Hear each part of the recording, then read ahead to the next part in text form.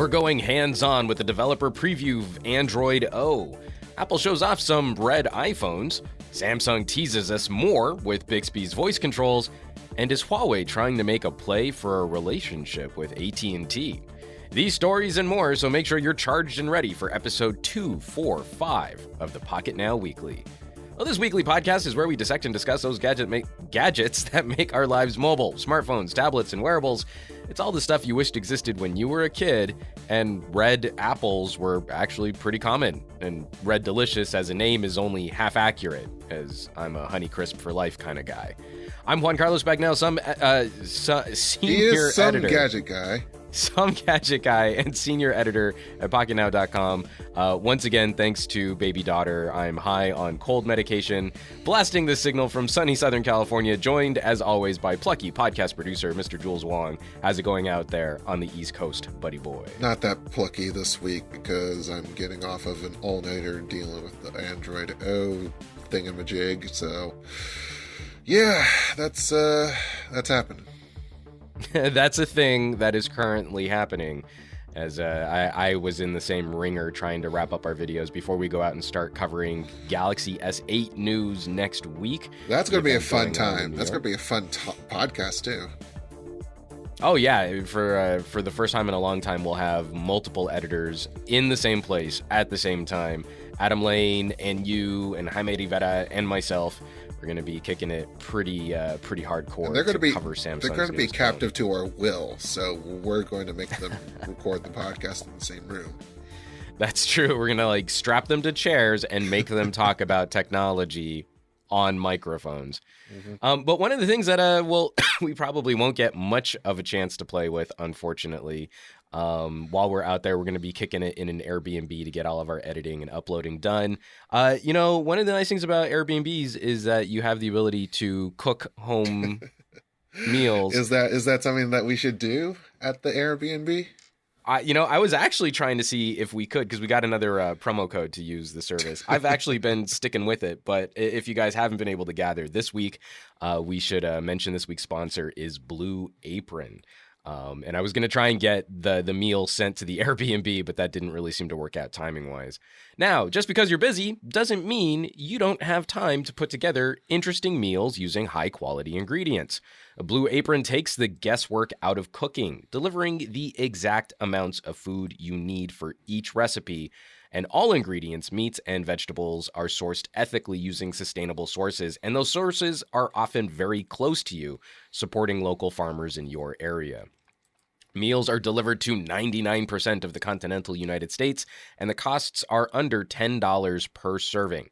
Some of the meals available this month: shiitake mushroom burgers with roasted sweet potatoes, seared chicken and lentils with an arugula and feta salad, or a southern Italian cod stew with pizza bianca.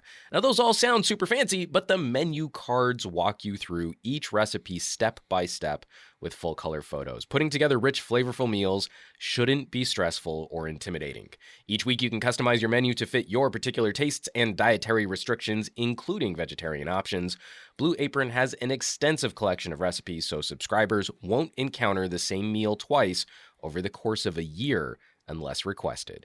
Cooking together can help improve family bonds, and Blue Apron families cook together 3 times more often. For myself personally, my little daughter is absolutely fascinated by me throwing around pots and pans, so it's a fun way to bond over food, one of my favorite activities, while we're singing her favorite Disney songs. You will love how good it feels and tastes to create incredible home-cooked meals with Blue Apron, so don't wait. Check out this week's menu and get your first 3 meals for free by going to blueapron.com/pocketnow, and we thank them for supporting the Pocketnow Weekly. Yum, yum. So did you and Adam were bouncing messages back and forth. Did you guys get to try the Blue Apron? Not yet. I don't have the space to, and he also doesn't have the space to. So yeah, pretty good job. I'd see if one of you guys can try it. I'd be curious, especially for you, just to get your take on it, especially their menu selection. But they do not mess around with the shipping. You get this like freezer bag with these 2 like cooler blocks in each package so that you can like keep everything fresh for a really long time. And it's a free freezer bag, so hey, you get to keep the freezer bag for all of the other meals that you're going to do. Freezer blocks, actually, we did keep 2 of them in our freezer. Really? We've been doing this sort of off and on, once or twice a month, depending on Marie and I's schedules. And we do keep a couple of those freezer blocks just because they go into coolers really well. So you probably can't run them, like use them for a really, really, really long time. They'll probably break down over time. But for like that short stint, like, hey, we just want to like go and do like a quick picnic or something like that. Like, you know what else would be really cool other than a picnic, which I could totally use right now? I could do with some viewer or listener feedback, because we would love to have your opinions on the podcast. So be sure to write us in at podcast@Pocketnow anytime you wish for a few queries, a few answers that you might be seeking. We also do encourage the spread of our podcast through Twitter, through Facebook, through whatever freaking social media you do, as long as they do hashtags. Use the PN Weekly hashtag. And by the way, we also want you to get to try some new podcasts as well, including ours. But if you want to try other podcasts, we've been doing this whole coalition of podcasts thing where it's just like, you know, like half of people around the nation have not known about podcasts.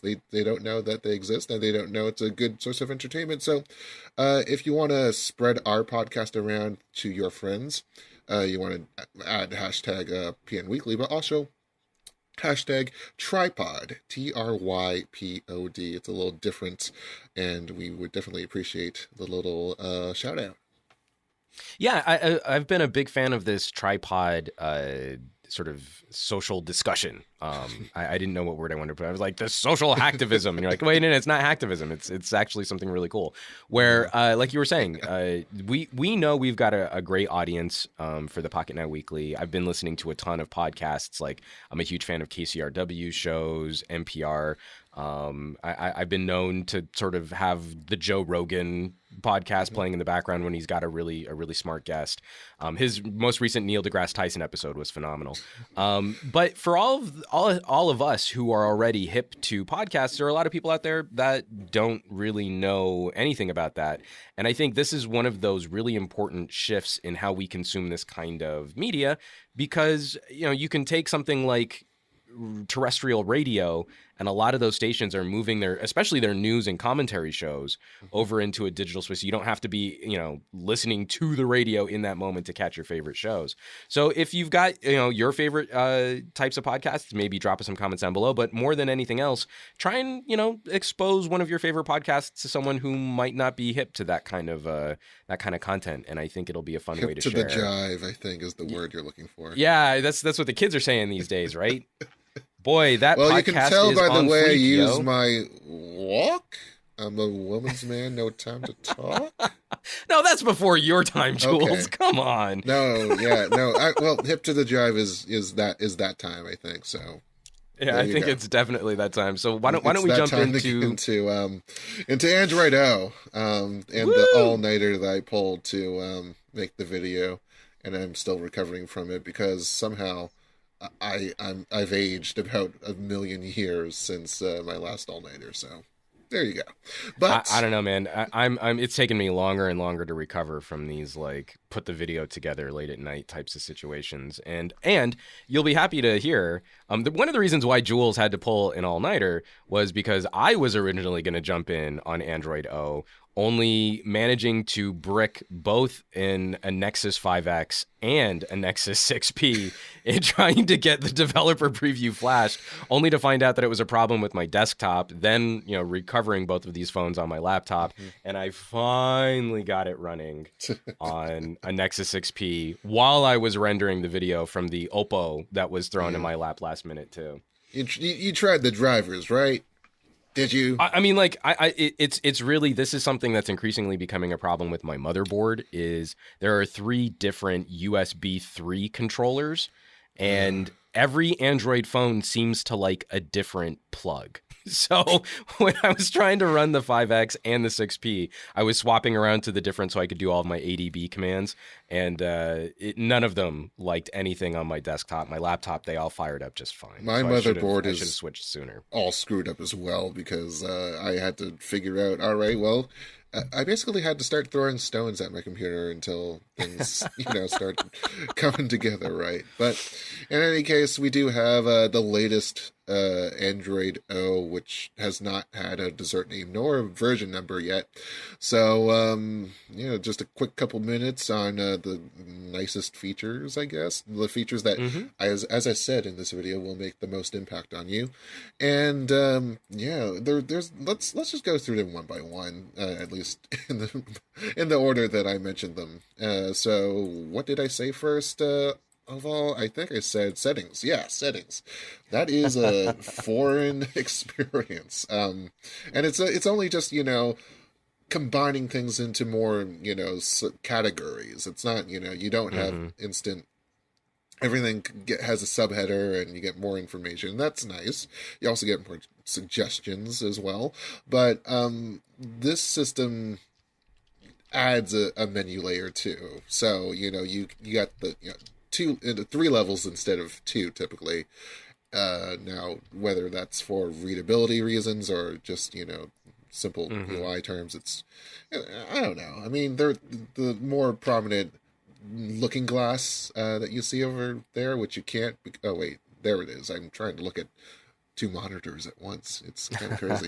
Well, isn't that like it's kind of a running theme for Android O2? Are these types of tweaks for organization? Yeah. They've been doing incremental tweaks to this. So this one, I would say, is the most we've seen in a while. So it's just the adding of the later that kind of screws Mm-hmm. things up for me. So, you give and your take. Notifications are next here.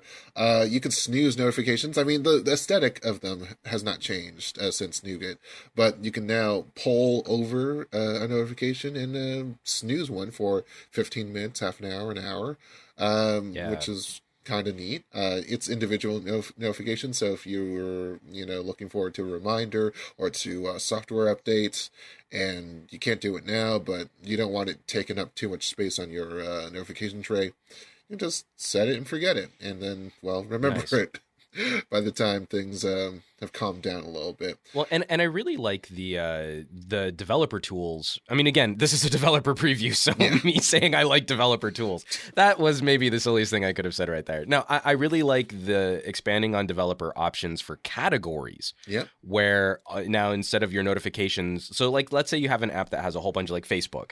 Facebook has a whole bunch of different types of notifications, and you can mute Facebook from the Android OS level notification prompt. But now Facebook can build in different categories. So if you want to have that granular control over one type of notification and then muting a different kind, that should help sort of clean up your notification tray. I want to know when my friends comment on a post that I'm involved in, or if I'm looking forward to an event that I signed up for, but I Right. don't necessarily want to be pelted with Facebook Live alerts, so Exactly. right now yeah. it's just the feature is not fully implemented or on the app side, so you don't see it. It's just Yeah. miscellaneous right now. But imagine Facebook Live, Right. imagine comments, imagine those switches being turned on. This is why I said developer too. It's like this is it looks like Google's implementation is done.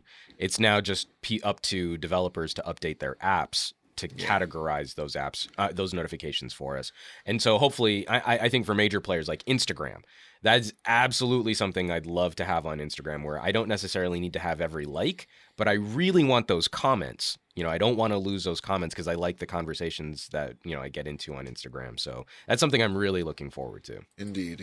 So we do have more to talk about in terms of autofill APIs, which I have never really been hot on. I've never really had LastPass or any other type of thing, because Google's inbuilt thing, kind of just does it for me. It's like, oh, there's the address, there's my credit card information. Like, that's already just fine enough for me. But you might have some other forms that, you might want to fill out quicker because they get pretty tedious, and this API or these APIs will let those third-party apps get in on the base level so that they can be applied.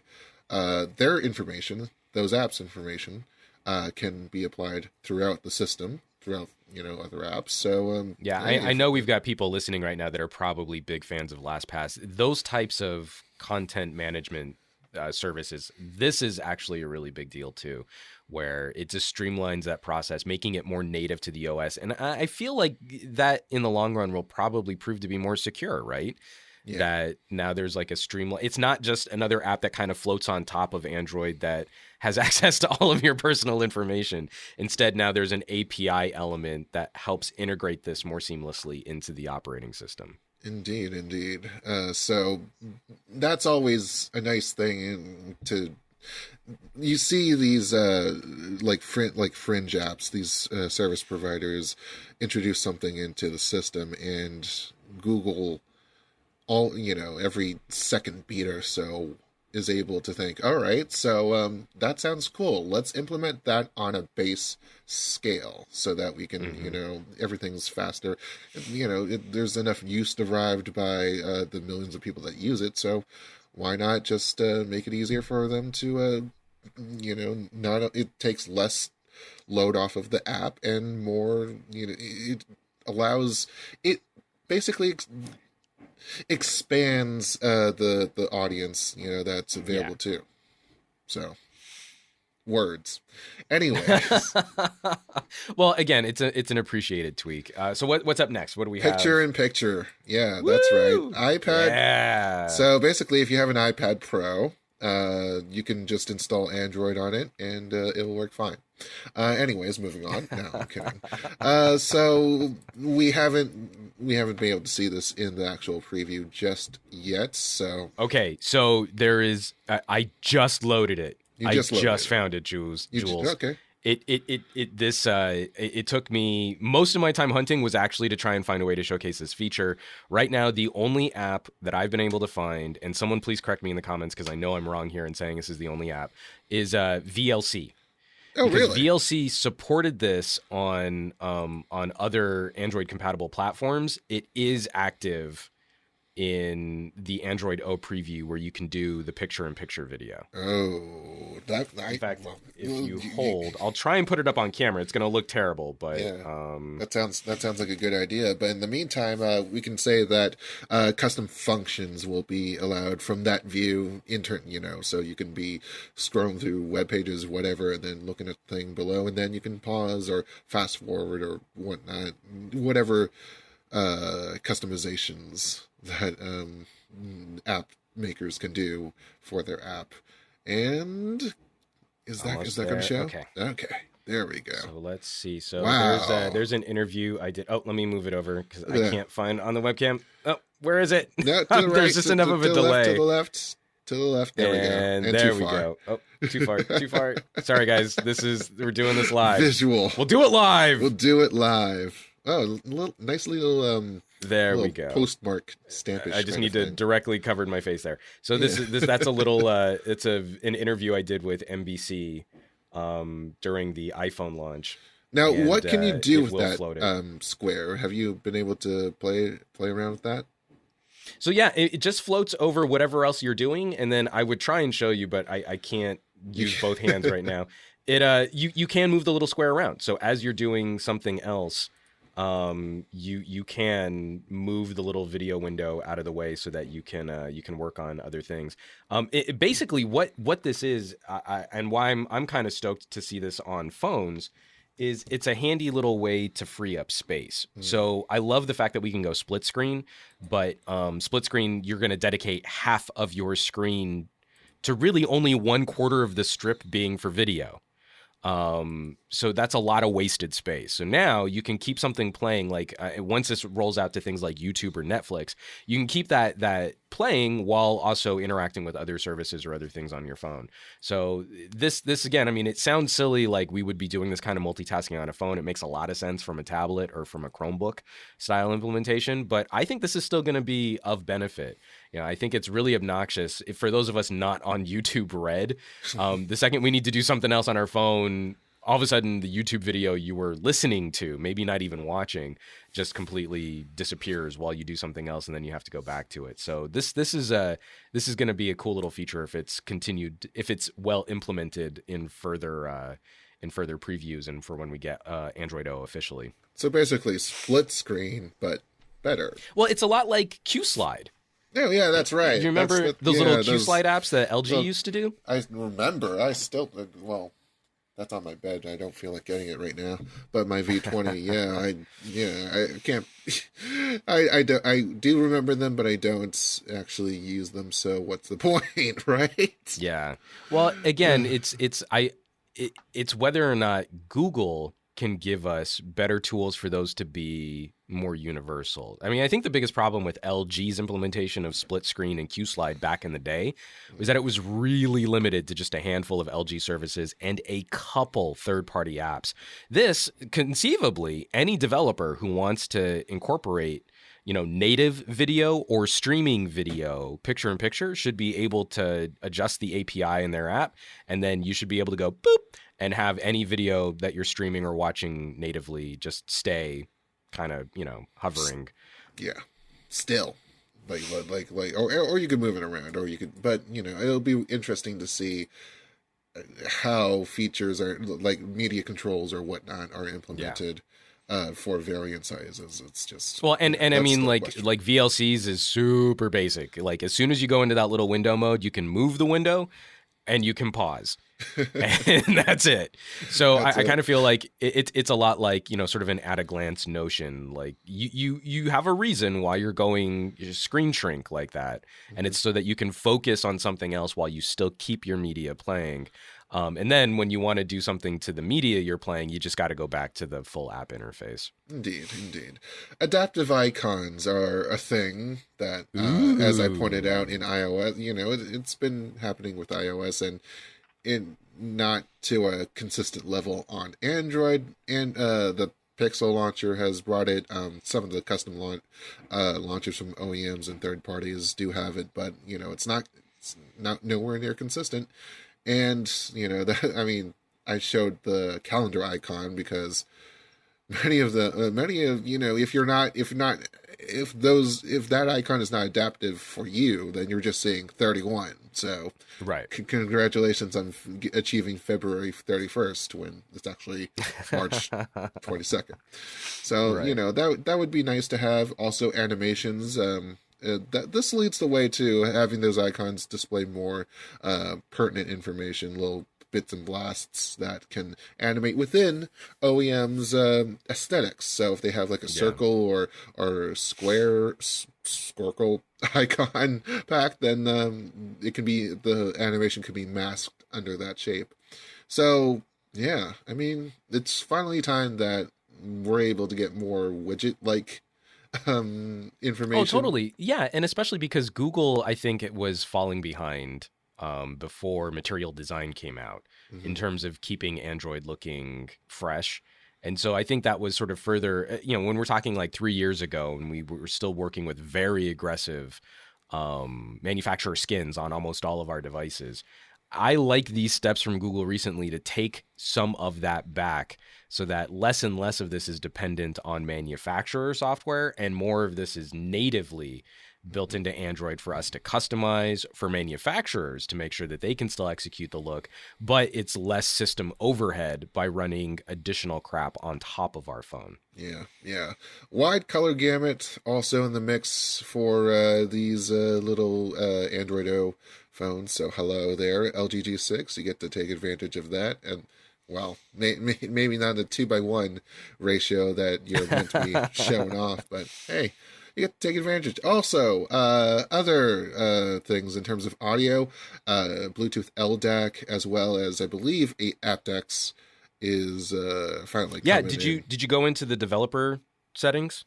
I did, and I just took a quick glance there, scout, whatever, at what's going on here, and where do you see it again? Okay, so hold on. If you go to developer previews and you go into networking, and then you go into Bluetooth, you will have The a Bluetooth list of audio. Yep. Bluetooth options, and you can actually get in there and even control things like your bit and sample rates, which I don't know that I'm going to mess around with to any great degree, but this is an expanded list of controls and support for Bluetooth audio, LDAC and aptX, which is very exciting, I think, for a lot of people out there, that this will be built natively into Android O. I'll be very curious to see if this support extends to other chipsets, though. And So I'm wondering if yeah. this is just going to be a Qualcomm thing. Or What at about least yeah, aptX. I ABT? mean, Yeah. LDAC will probably be supported on other handsets, It'll I would be a little imagine. more universal on that front. But I'm wondering what you think about the API for the high quality but low latency streaming audio API, which So, is going to it's going to use excuse me. streams for the first time. What do you think? So Google has been teasing us with better audio for a while now. I remember back in Ice Cream Sandwich, they were threatening low latency audio and better USB support. Um, it's interesting to me that it's taking manufacturers who are starting to drop headphone jacks for Google to start taking low latency audio a bit more seriously. I think it's a step in the right direction. I'm hoping it's well executed. We just don't have anything to really properly test it with. Although my Nexus 6P is, I think, the first Nexus where I've been able to get running the Android O developer preview, Hmm. where I've been able to get a USB DAC working well. Hmm. Without having to do anything too silly or rebooting the phone or anything like that. Even my Pixel gets really weird when I plug in my little FIO Yeah. 24-bit USB DAC. So that's very positive. But even connecting USB mic, I couldn't get any USB audio recording. It obviously it just went back to the built-in mics on the camera app. A lot of those things still felt like they were big holes as compared to the way that Apple's USB audio implementation is so seamless.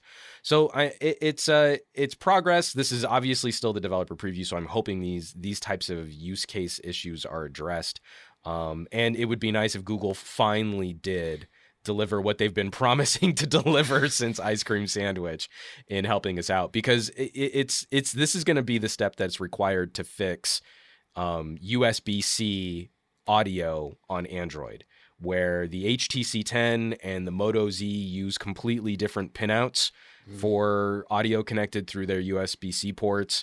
If we can make it one universal standard that supports high quality DACs input and output, then this is a huge step in the right direction for Android making the switch from 3.5 millimeter headphone jacks to USB-C.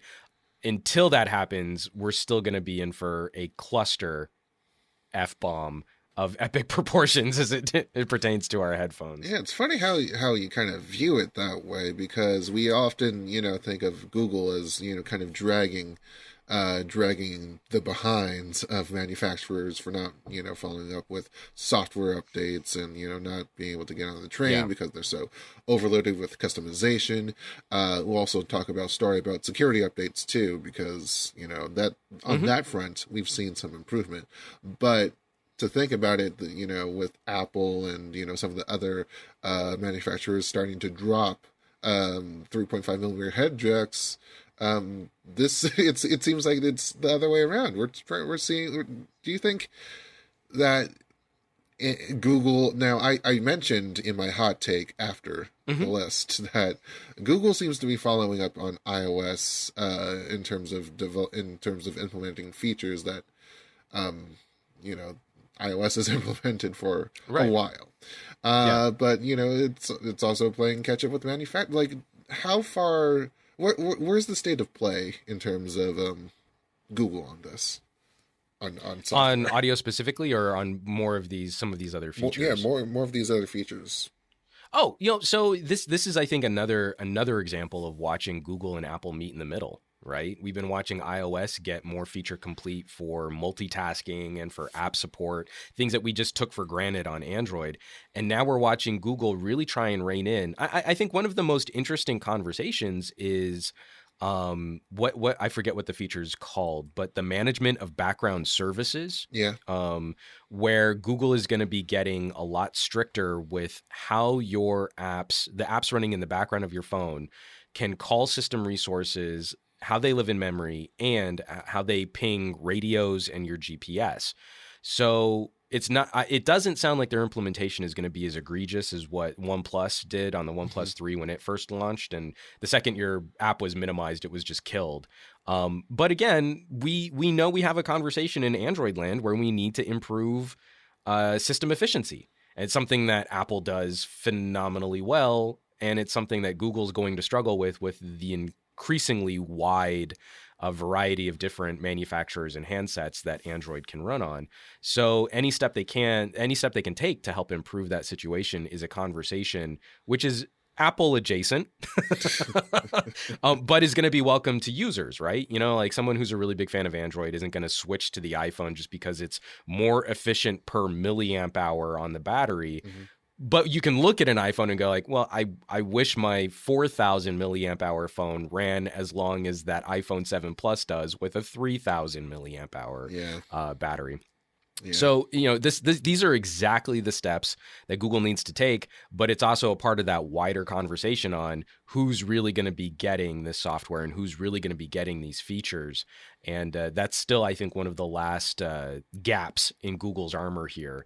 They're doing a great job, I think, of moving Android into the areas where iOS is very competitive, but that doesn't necessarily mean that all Android users will get to benefit Yeah. from that. And that's Yeah. still going to be one of the bummers moving forward. We're going to talk about that in just a second.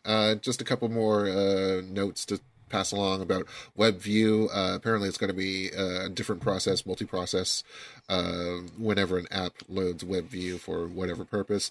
But if WebView crashes, as it tends to do sometimes, It does very often. yeah, as I point out, but yeah, yeah, it's going to report as it if it's from the app itself that it originally was from.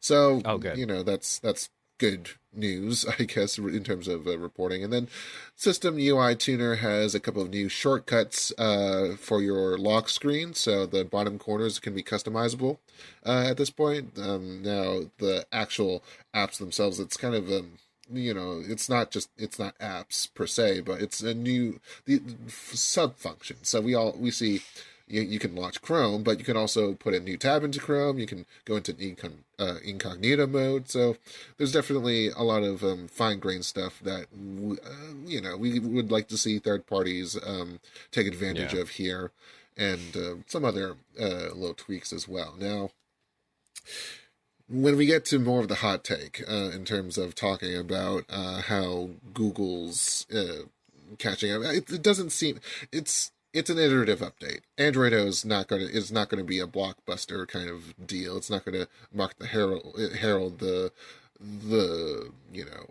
arrival of Google Assistant or Right. on tap or some big feature on that Google could implement on its own through Google Play service updates. So Hmm. is that where we're like seeing the split at this point? Like, is there any sort of compelling reason to be able to pair these big consumer facing um, features with a background like there has to be some reason that Google is moving less emphasis on the versions themselves and more towards these little events. Well, and I think this is also sort of indicative of the upgrade process we've seen from Marshmallow to Nougat now to Android O. I think these three updates sort of representative of sort of iterative steps between each major announcement. I think this is gonna be a Google that's trying to help prime manufacturers to getting on board these types of updates. It's something that we will be discussing with some of the numbers on how well Google updates and security patches and bug fixes have been sort of distributed throughout the Android community, and it's still where Google has a lot of ground they need to make up in how that in how that software is distributed. but that's also, I think, where we're at right now is also one where Google is kind of a victim of its own Android success. And I don't think they're in a position where they can radically rock the boat on what Android looks like or what Android does until they're ready to make a proper split from the past into something new. All those rumors that we've had about Project Fuchsia and Andromeda and these other sort of side projects, which maybe they're phone operating systems, maybe they're Chromebook operating systems, maybe it's the backbone of Google's future IoT strategy. Nobody knows. That is, I don't think we're going to see a fundamental shift in Android until Google can make a proper break and deliver something super fresh, definitely different, super new. And in the meantime, I think what we're going to see are refinements here, refinements there, openings for things, like Google Assistant's going to start introducing people to different types of voice controls. I think progressive web apps have a lot of potential for shaking up how people interact with data and services. But again, the core Android experience is going to be very familiar. And then at some point, we'll see Google shift. And I don't know if that's a 2-year strategy, a 7-year strategy, kind of whatever the market can bear in terms of scaring people or exciting people over, changing their behavior, new features and a new operating system. But I think that's kind of why we're going to be seeing, I think for this, I'd be very surprised if Android O is officially Android 8. I think it'll be sort of another decimal point, a significant jump from Android 7, where maybe it's a 7.5 update or something like that. Yeah. So, it does notification. I also note that it does notifications like we've seen, like phones these days. It's all about the notifications, all about the buzz in your pocket, and how to handle them, because they seem to take over our lives. So definitely the snoozing is nice. Notification channels are nice. Is there and don't you think like those kinds of moves start redirecting consumer behavior away from the way that they've just accepted how notifications work? Right? It's like you used to get a dozen notifications, and now with just like a little bit of trimming, you are fine-tuning the notifications that are coming in. So that to me means it's only a smaller step from getting away from traditional apps. Well, like it's another step on that journey where eventually, we've got a Google Assistant, or we're going to be talking later in the show, a Bixby, which can kind of run out and get the relevant information for us so that we're not babysitting dozens of notifications from one app, only a few of which are going to be relevant to what we're trying to do in that moment. I would say I would agree, but I'm going to counteract my argument here and say that it's these are hinted interactions. You have to pull away at the badge to find out that you can do that. You have to hold the notification to be able to sort it, or otherwise go into a deep settings menu that you don't know how to come into or go out of. So it's these improvements that still might only be limited to Nexus and Pixels. And that's why I totally feel like, and that's why I should say, like, this is a first step. This is a baby step, right? Because like the core functionality doesn't change. You tap on the notification, you jump into the app, you interact with that one piece of information. You swipe the notification away, it disappears. Like the core functionality hasn't really been changed, but this first little crowbar giving you more control over the notifications, letting you change that behavior just a little bit.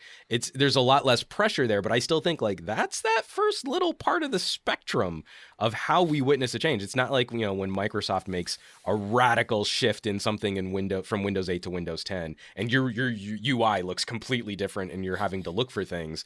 It's like, I think Google's on the right track here, like taking back some control over Android, giving users some abilities to augment their behavior or change their behavior on Android.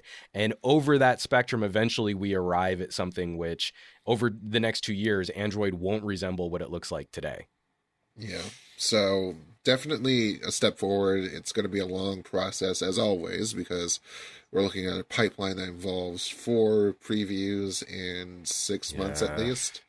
or 5 months or so. I think we should skip the next preview and then like double down on the following. So that way, like we've got way more to talk about. Well, of course, Google. It's the next preview is going to be at Google I/O basically. So we're going to have to talk about it anyways because there'll be a keynote and everyone's going to be harping on about it. Yay! Repeats. Well, let's shift gears. And also for you folks listening, for anyone listening, if anyone's still listening to our podcast, for those of you listening or watching on YouTube, definitely check out Jules' overview. He goes through a little bit more detail on all of the things that you can take a look at in Android O. While we feel like this is probably going to just be an iterative update, I think there are some cool aspects to what Google's going to be improving in Android. So definitely go check out that video. And it comes with a nice rock and roll kind of Vegas-y it does thing. Oh, it's got a good beat to it. People don't like new stuff though, so people don't like new styles. So yeah, I mean, like geeks today are super conservative. They want to do everything exactly the same way that they've always done it, but they just want it to feel like it's new in the way that they always do exactly the same way that they always do. Except that it's old. But it's familiar. And so it's retro and nostalgic, but it's new. It feels good. Bunny rabbit ears, new. You're going to have to pull those bunny rabbits over to the other side of your head. Well, I was going to say, speaking of things that are new, but not really, Apple delivered some new gear this week, and I'm sure everyone's super excited by... this launch event. I mean, are we even calling this a launch event? It's a discreet. It's how you handle. So first of all, I will give kudos. I think one of the splashiest is obviously red iPhones. Mm-hmm. We teased at the very beginning of this podcast. These are the new product red special edition iPhones. Starting with 128 gigabytes of storage, pricing for the iPhone 7 Red $749, pricing for the 7 Plus $869, and a portion of the profits off of these phones goes towards the AIDS Fighting Global Fund. So it's definitely a cause that I think many people would consider being worth supporting, while you also get a snazzy limited edition iPhone that is going to be more of a conversation piece, IMO, than a black iPhone or a rose gold iPhone. Indeed. So, I mean, you got a statement piece, you got a feel-good aspect to it. I mean, there's nothing really to argue about, but, there's I mean, it doesn't rock the boat. It doesn't, like revolutionize the iPhone game, but it's a nice gesture. And that I think we can all doff our cap to Apple for that. So what's this about an iPad Pro? It's not a Pro. It's 9.7 inches. So, there's that form factor that's familiar from the iPad Pro, but it's $329. And it's, it looks suspiciously like the Air 2 that was released in 2014. I wonder. Well, there's apparently there's going to be there's like the little improvements, like a retina display. It's a retina display. It's not improvement. It's still 2048 by 1536. It's still the same cameras. There is an A9 processor, even though we're on the A10. But you know what? It's $329, so you can't really complain. And there is an all-day battery life claim. Apparently, it's thicker for that reason. So nice. At least there's that, and there's also. So wait a minute. Let me, because this is one thing I was reading through the article. This new iPad 9.7 is thicker than the Air 2. Is that 7.5 millimeters versus 6.1?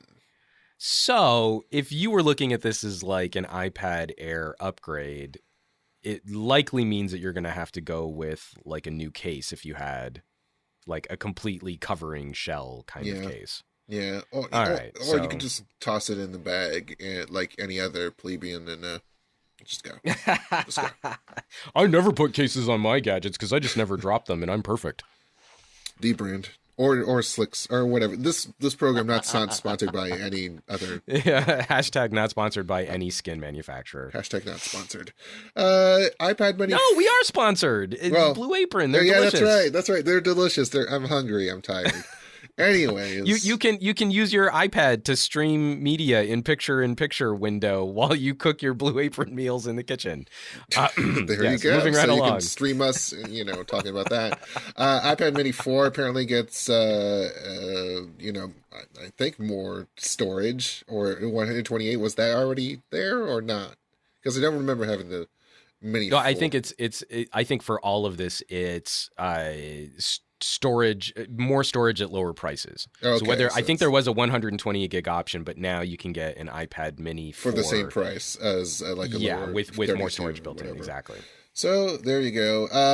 And they finally updated the iPhone SE's capacities to the 32 128 configurations that the iPhone 6s hmm has been updated to. And that's always good news. And if you can keep the same price, $399, $499, that's fine. That's terrific. So here's what's kind of interesting about the SE is the SE got a very minor price cut for the 64 gig option. Really? So this is what's kind of funny. So the 399 absolutely baller. I still think the iPhone SE is a great little premium mid-range option. And it's even better with 32 gigabytes of storage built in versus the 16 that it came with. But for a brief window there, you could get a 64 gig for 450. And now you jump to a 128 for 499. I kind of wish they had kept that 450 tier. Yeah, well, you don't know. I Yeah, know I I mean, know they can't like keep remanufacturing the phone, but I thought that would have been kind of a nice spread, like a 3-tier iPhone SE strategy. yeah, I would say, yeah, definitely there was some inventory situation going on there. But hey, I mean, everyone's been transferring to 32, 128. Might as well just get on the train, iPhone SE. So there Yeah. you go. Well, iPhone and 6. You want a 32 gigabyte iPhone 6? Go on.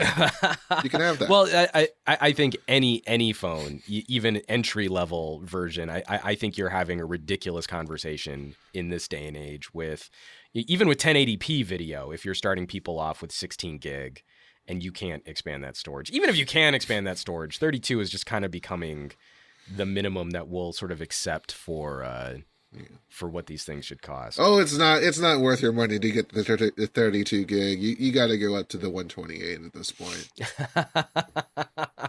Well, I mean, you've got to. I mean, for all that UHD video that people apparently aren't shooting from their phones, you've got to. It's ridiculous too because like I've been packing the OneDrive with like videos and photos of my daughter to share with family and friends, and I don't think I've taken a single clip of video of her that wasn't UHD. So You like, just that's a set huge it and amount of forget cloud it. storage that we're eating up right now.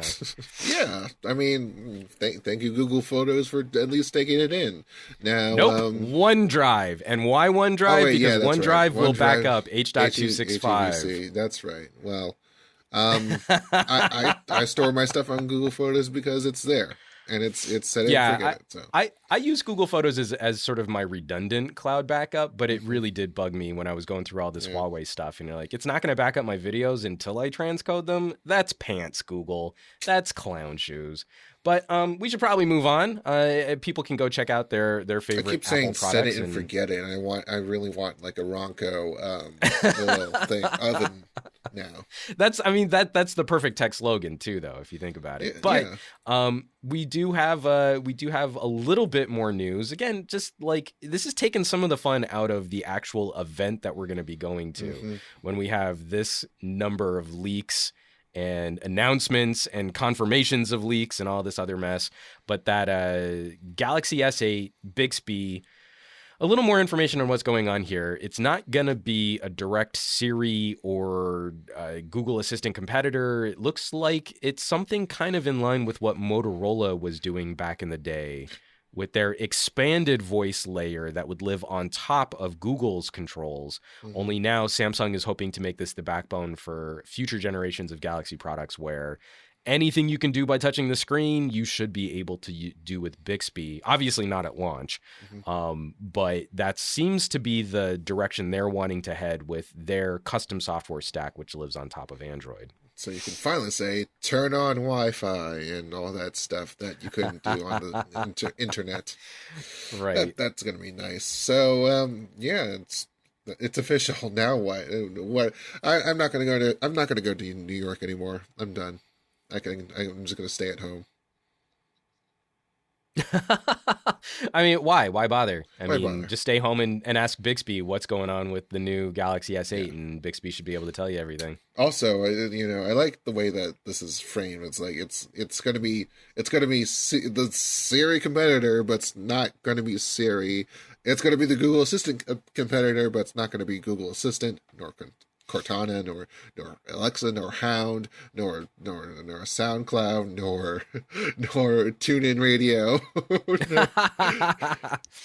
or any The other whole other of list. those things. So So it's I have a special. little, again, I still think there is every opportunity for a software developer to come in and shake up the relationships that we have with our phones. If it's Samsung, if it's IBM, like I keep pointing out IBM Watson because I think that Mhm. would be an incredible interface to interact with for a mobile device over like a little Bluetooth headset or something, kind of like that movie Her with Joaquin Phoenix. Yeah. Um, so I keep pointing to something like that as being one potential avenue that we can get rid of the current app situation on our phones. But if Samsung can do it, and we know that Samsung has a pretty intense collection of software developers, then I'll give it a run. I'll give it a shot. I was a big fan of those Motorola voice controls. And Hmm. I wish more companies had been playing with that. Because you think about like how that could have evolved over time. Yeah. And instead it just sort of like, oh, people aren't using it, so let's just scrap it. And you're like, well, you can't change the Android audience in one generation of phones. But again, like we were saying with Google and Android O, that spectrum could have been progress over a longer period of time. And unfortunately, we've seen too many people give up on it. Yeah, it's only with the recent buzz about AI. Oh, look, it's going to be the wave of the future. Right. It took like Spike Jonze's film to do that, like to get that into our Right. minds. Oh, forget about iRobot. It It doesn't it it it, didn't it took didn't really matter then. a phone sex scene with Scarlett Johansson to get people more interested in what AI could do. ZTE is started off in terms of leaks. It's a Quartz smartwatch. There are some pictures of it on the interwebs, apparently, about it doesn't look that exciting, but hey, it's an No. Android Wear 2.0 watch. Apparently, nothing excites people because they're just hating on Android Wear 2.0. So there you go. Well, and nothing excites Adrian ever. No. So our editor Adrian is editorializing throughout all of this first look about how unimpressive and how ugly this thing is. Arguably I don't. fugly tick marks. Yeah, I know. He's like, man, you're making this assessment from blurry cam, Adrian. Maybe give it a sec until we can see what it looks like on someone's wrist.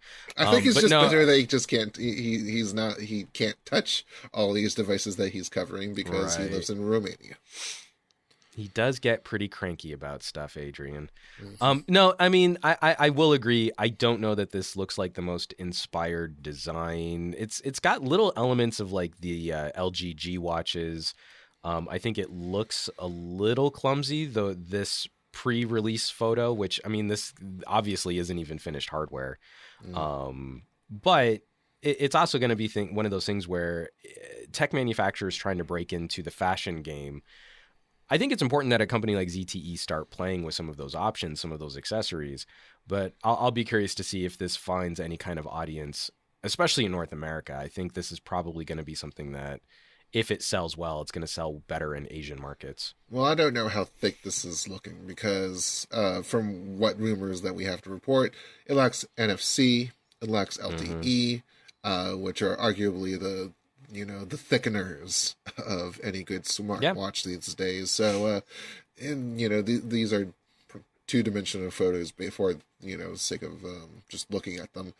Yeah, I don't know. I mean, I don't have good depth perception in Well, it's general. and again, these are like like near potato quality photos, so it's hard to make any kind of like actual assessment over what these things are. But I'll be curious to see, especially because the connectivity on board, it will be a 3G enabled watch. And I gotta say, for as chunky and as robust, as big boned as my Huawei Watch 2 is, when Mhm. this thing kicks the LTE radio on, battery life plummets. And Mm. for those little minor interactions that I've got from a watch, I wonder if battery life would do better on 3G over 4G. No, it needs edge, which everyone's killing off in like a couple of years. So Well, that's what I was gonna say. Is like, for 3G connectivity, at least then I could count on it. At 2G and Edge obviously won't be sticking around for very long, especially in developed countries, first world Linux countries. RTT. But I wonder, like, is that still like for these kinds of peripherals, accessories, IoT, buzz term. Vending I wonder, like, machines. would 3G find a home as a lower power solution for on the go data connectivity for some of these things? I think we definitely need a low power LTE solution. Yeah, we Just do. because it's simply put, there needs to be that solution. If we're going to be on this LTE train for a long time, then there has to be a low power solution. And otherwise, well, uh, I don't know, because we're definitely on the road to 5G, and we do know that there is a tightening race between Wi-Fi and Bluetooth and all the others Yeah. to lower that consumption, widen bandwidth, and deliver more data than ever perceivably imagined before. So for me, the way it's always been explained is the idea of radio management being 3G will take you that little bit longer of the radio pinging to download a piece of information versus LTE, which is more power intensive for the time that it's operating, but should pull that information fast enough to be more power friendly. And I just don't know. I don't know that I've ever been able to show one way or the other You that those can, assessments are as true. network management, you can never really manage network without seeing consequences, of human beings. Right. So that's always something to Yeah. consider. I'll have to give it a shot. I should dig into the Huawei Watch and see if I can force it into a 3G mode and then stream my Spotify and see how it goes. But speaking of LTE and North American networks and relationships that companies are That trying to was cultivate, Oh no, no. I mean, that was about as good a segue as I've been able to pull off recently. Yeah, okay, Um, that's fine. no, That's fine. this one could potentially be, for phone fans out there, could potentially be a pretty cool step in the right direction for Huawei, as Huawei is trying to get AT&T to properly recognize and accredit their Kirin chipsets. Which if this story is accurate, the timing on these talks and these negotiations are up to speed, then we could maybe start seeing more Kirin gear in the United States. You could walk into an AT&T carrier store and Hmm. see maybe an Honor or a Huawei with the Kirin chipset, displayed front and center. It's the number 3 global smartphone manufacturer. This would be a huge step for a Chinese company to start getting a little bit more North American credibility, a little bit more recognition for where consumers are most likely going to be able to play with these products. Yeah, definitely a good thing too, because Kirin chips are pretty efficient, and more efficient than the Snapdragons. Although I saw a piece from Android Police. David Ruddick took a train apparently, and also some mahi mahi on Qualcomm's dime to test out the Snapdragon 835. Hmm. So we're seeing great numbers from that, but that's just a reference bench. So Right. we're talking about what's happening right now, and this is a pretty good sign. Uh, they have done Qualcomm-based phones, although they've mostly been in the U.S. at least, but they've mostly been for prepaid or of low, caliber. So Right. this would mark a nice change for once. Um, I'm not sure if they're going after T-Mobile, if they're going after the CDMA carriers, if the Kirin chips are even supporting. Well, they would have to support CDMA, but I'm not sure what if the interoperability, because China does have some CDMA carriage over there. Oh, really? Yeah. So there's a whole That's bunch of interesting. I didn't things know that. to consider with that. Uh, Huawei's tests with AT&T have failed thus far, so we Hmm. would have to see them get accepted first, and then we'll be able to talk about negotiations for hey, let's do the Mate 10. Let's carry the Mate Right. 10 this fall or this winter. Or if the timing on this could work out really well for maybe say an end of the year follow up on an Honor though. I think Mhm. that's after playing with the P10. People on our channel were also talking a lot about, well, it's not going to come to North America. Maybe we'll get all this cool stuff in an Honor phone, like an Honor 9, if they keep their weird numbering separate from their Huawei cousins.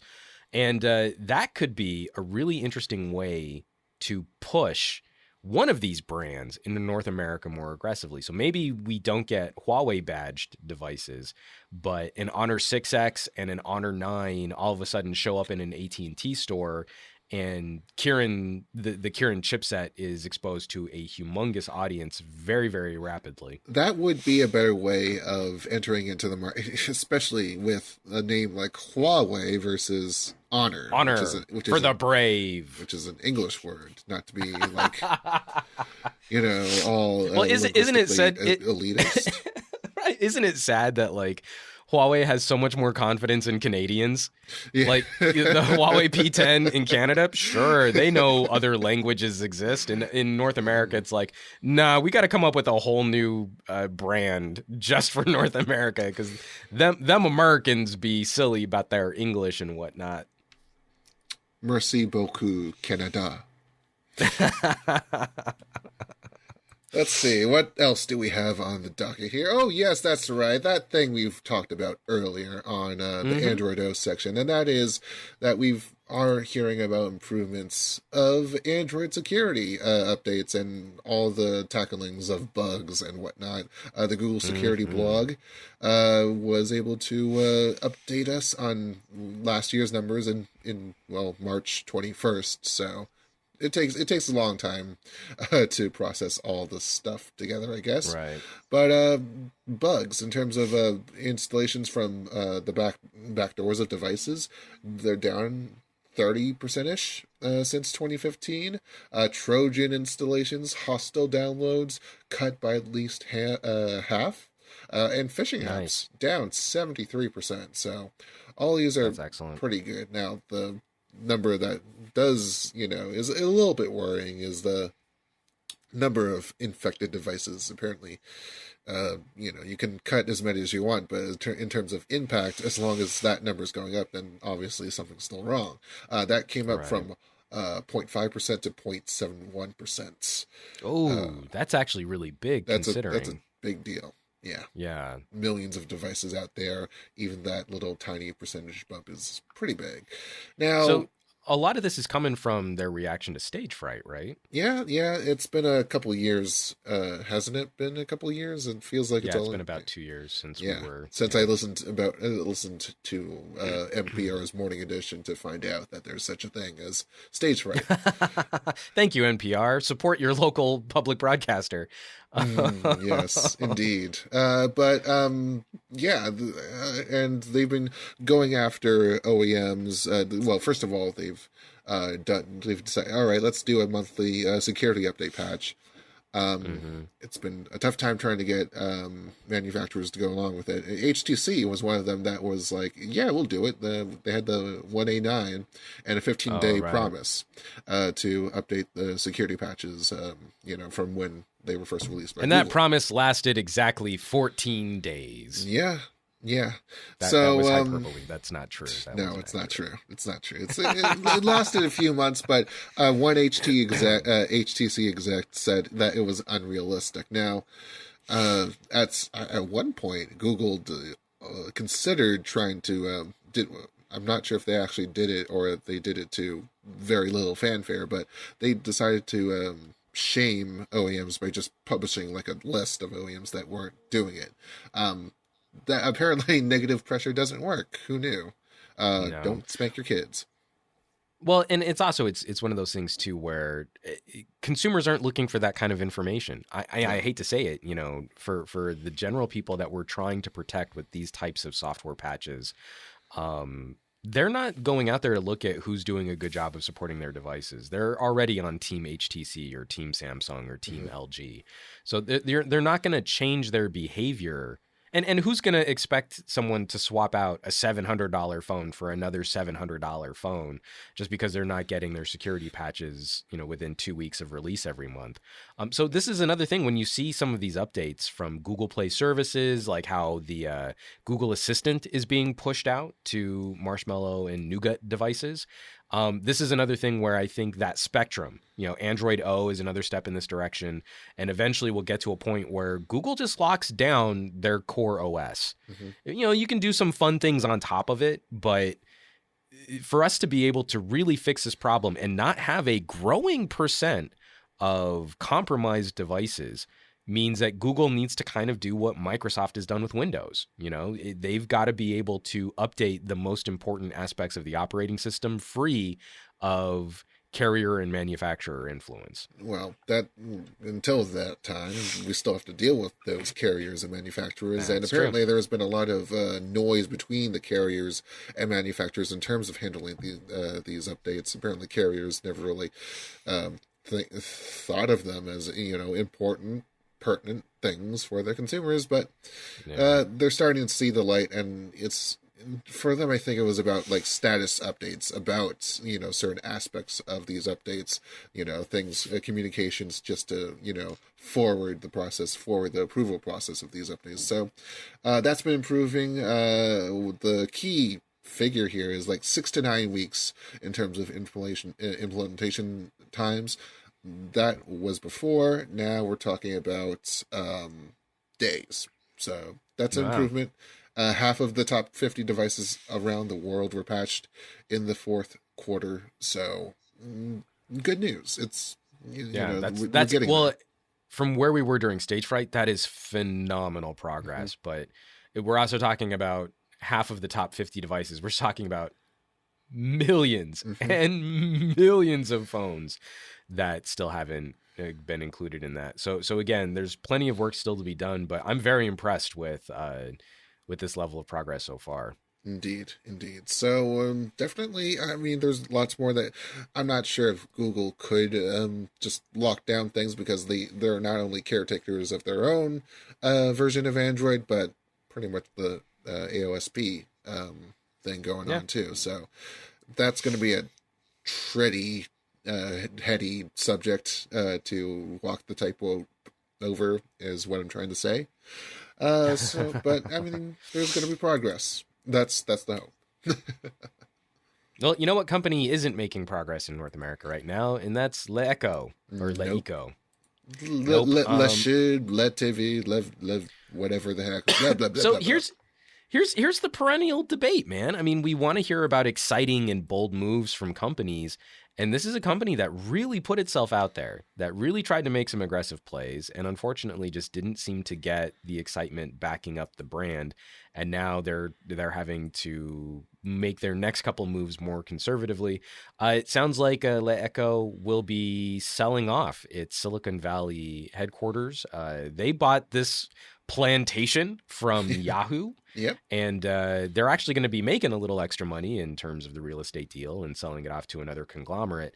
But this is a sensitive position that Leeco finds themselves in, having recently picked up the Vizio brand to bolster their North American cred. They've been making a lot of progress in distribution channels for their smartphones in North America. And now it looks like they're probably going to have to slow play their next couple moves, just because the company is hemorrhaging cash to make these things happen. Yeah, it's been expanding too fast, and these activities, the rate at which they've been spending money has triggered worries from investors, and loans have to be paid off, right? There was a margin call made on its stock in Shenzhen, of its parent company's stock, which was focusing on digital media in China. But when you're being asked to contribute more money to the principal on the investment, then you're not, I mean, something's going to be wrong, and people are going to be anxious about their money. So Yeah, it's disappointing, and I understand why it's happening. And they didn't have enough money. They didn't have the billions and billions and billions of dollars apparently that is needed to make such a move. Apparently, Yeah, it's one of those things. Like again, because the biggest horse I have in this race is competition. It's one where I hope they can find a happy medium towards building their brands, finding that market share, but then also still pulling off some exciting stuff. They were really fun to talk about.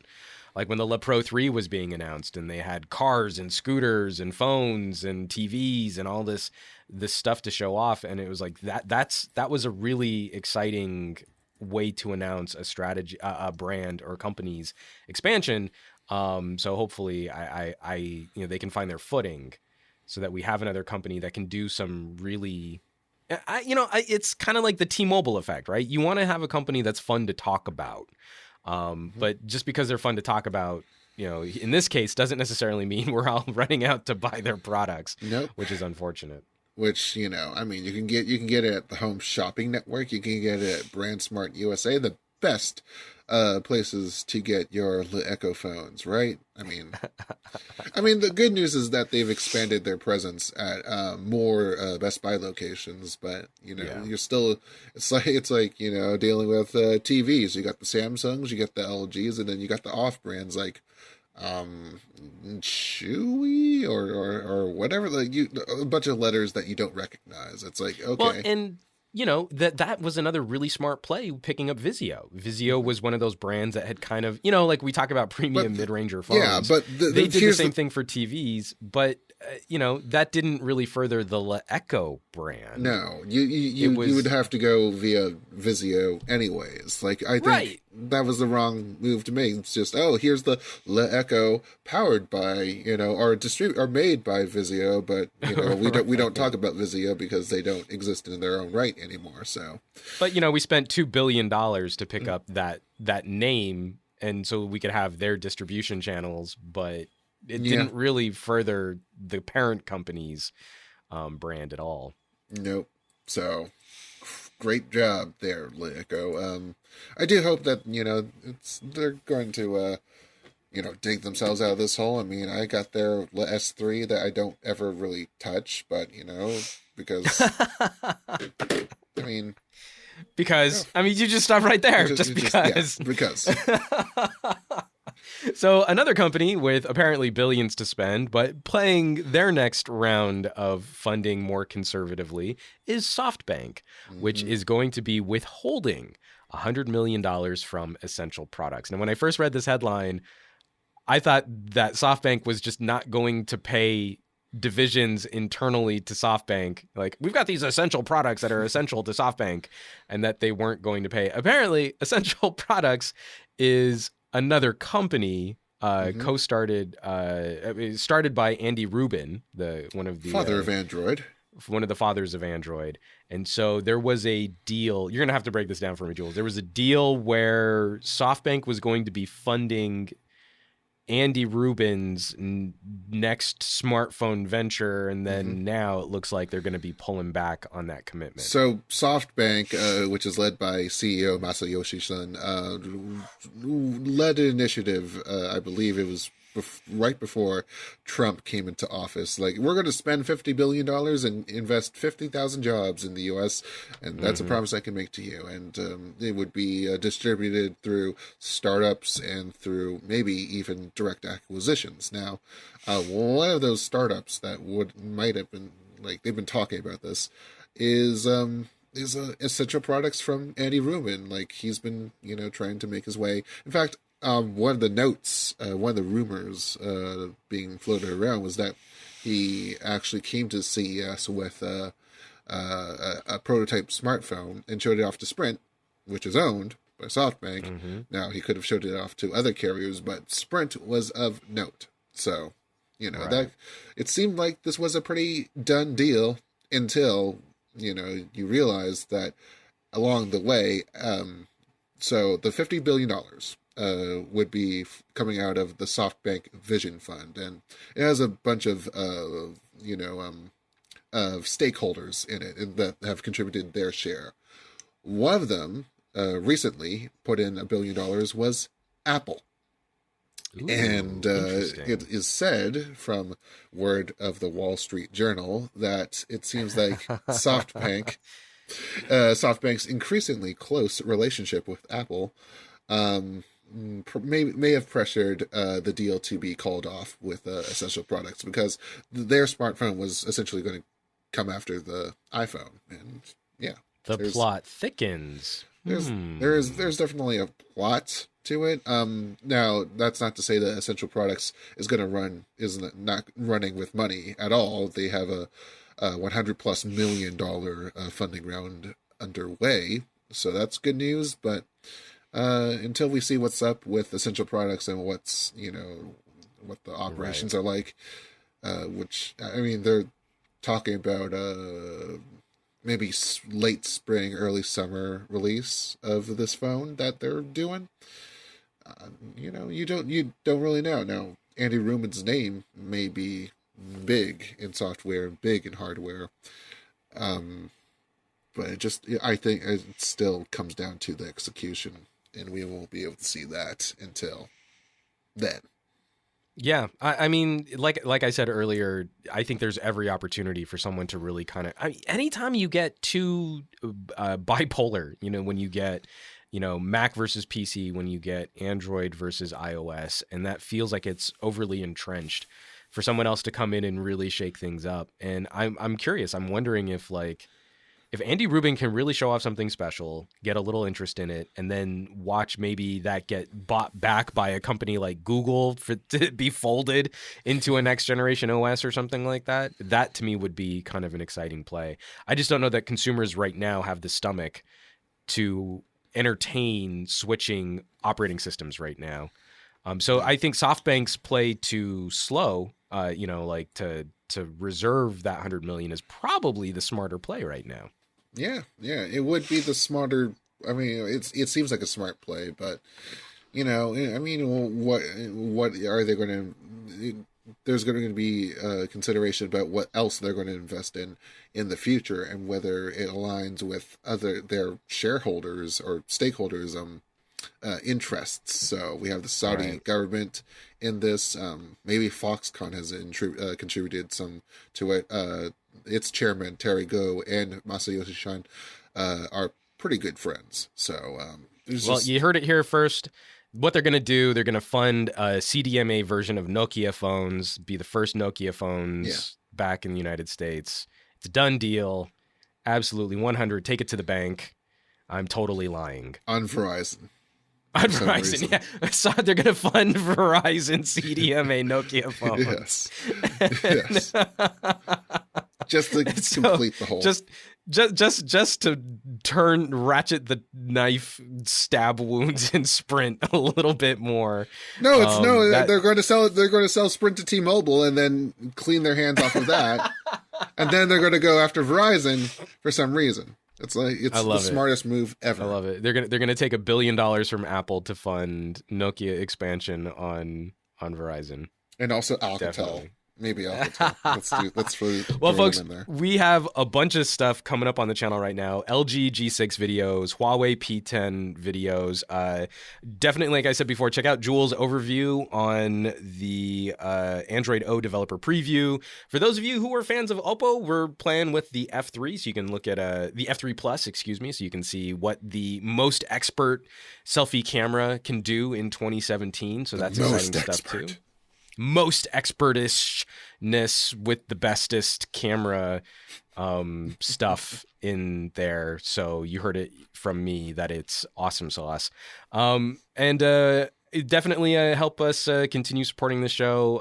The tripod, suggest some cool podcasts to all of your friends and family.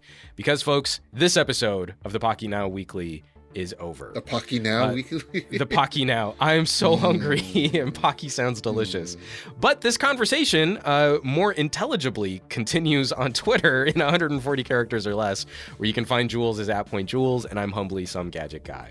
Pocketnow is around the web on Twitter, Instagram, Facebook, Google+, YouTube, and our home site, pocketnow.com. And shows like this cannot exist without your support by sharing the weekly with your friends and family who love mobile technology, and by leaving reviews on iTunes, Stitcher, Google Google Play, and wherever podcast reviews can be left.